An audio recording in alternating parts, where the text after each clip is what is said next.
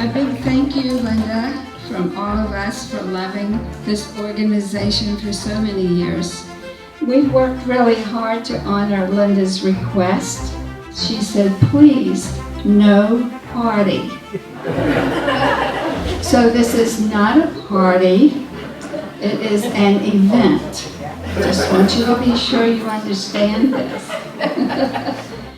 It's overwhelming, and you realize how many people you've met that have influenced me, as well as I hope I've influenced them by bringing the joy of art to the community and share a lot of the artists that were here tonight, for them to share their artwork with us and then their time tonight to be here. It's very gratifying.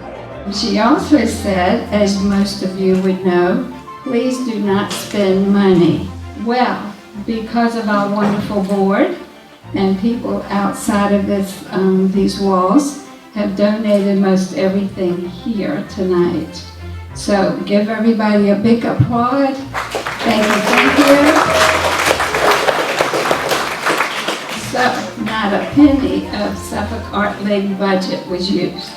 She also said she did not want any gifts. I just looked at her and said, no rocking chair? No rocking chair. Heck, no rocking chair, not just a no. I said, no watch. She doesn't even wear a watch. And she certainly won't after beginning November 1st. What in the world are we going to do? So Dana is going to address that in just a moment.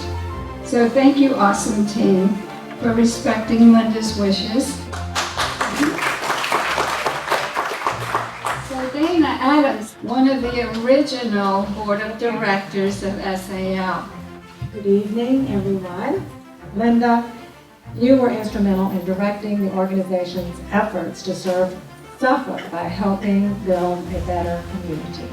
Her gift, she wanted an award for three-dimensional work for the juried show, and everyone said yes.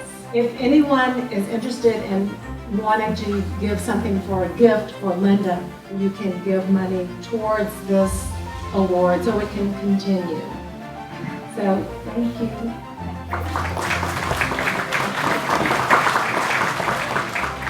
I used to teach a class for 3, 4, and 5-year-olds, and I had this child. 4 years later, she's in the 11th grade, and lo and behold, her artwork's in our student exhibit.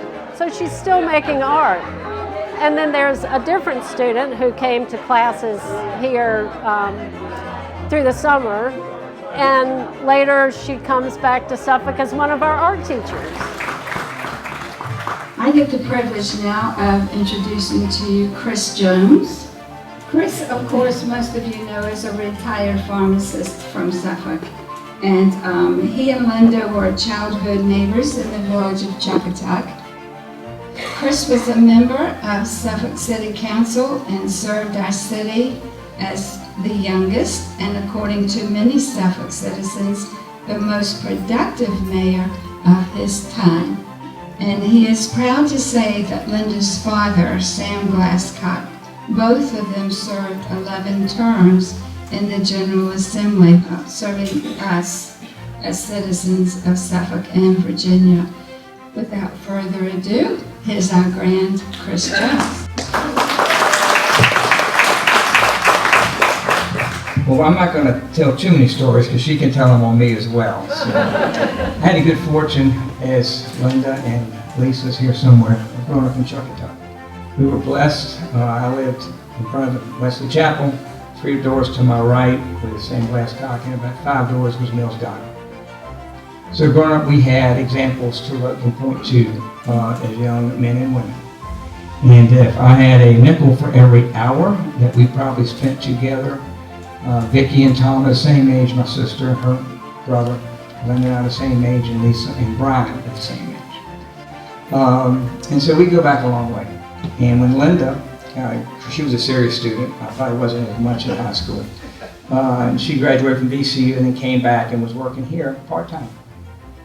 And then in volunteer first, I believe, and then in 1987 she was hired part-time. And then she became full-time, and if you look at what's occurred here, that's tribute to her. And I did wear the tennis shoes as a ode to our youth and our enthusiasm back in the day, knowing that now we're a little older, wiser, and we can enjoy our retirement. So I'm honored to be here because I can tell you that when I went to Richmond, I used your father as an example of how to comport myself. And I just remember Sam just being always just calm and collected and how he approached life. And so that was an inspiration to me way back in the day. And to say that I can be here when you're retiring is just an honor for me. I know we have Councilwoman Barlow here from Chuckatuck. Chuckatuck's a special place. But when I think about Linda and her impact, whether it's coming and lobbying on for the Virginia Arts Commission, or trying to set a vision for the Art League, you look at where you are and where you're going to go, and it's because of Linda. And Linda will use everything. She doesn't throw anything away. It's got a value. It's got a purpose. And that shows that's her upbringing. Her granddaddy was a coal miner, I believe. And when he came from West Virginia, he worked hard. And we can remember that. And now you're bringing in peanuts from the field, working at 2 and 3 o'clock in the morning. And so that's the work ethic that she and Lisa and Tom grew up with. So Linda, I'm thankful to be here. And the names that you mentioned brought back a lot of memories for me during my 34 years of tenure serving the city, working with the Art League, either on the city council or in Richmond. So Linda, come on up here. And I will tell you, I know she does not like this because she does not like to be up front. She likes to be in the back, right? Isn't that right? So we wish you the best. But I just wanted to say on behalf of everyone here, on behalf of the city, thank you for all that you have done over the years and your dedication of just being there and pushing for those who need to be exposed to the arts. It's been a passion, and it's been a devotion of what you've done for so many years. And always will. So thank you so much. My hope is that I will finally get to be an artist and make my own art, and I'll be able to dedicate more time to my craft and hopefully see the other side of having my work in exhibits here. That's going to be really fun to be on the other side of that creativity of being the artist, not the administrator.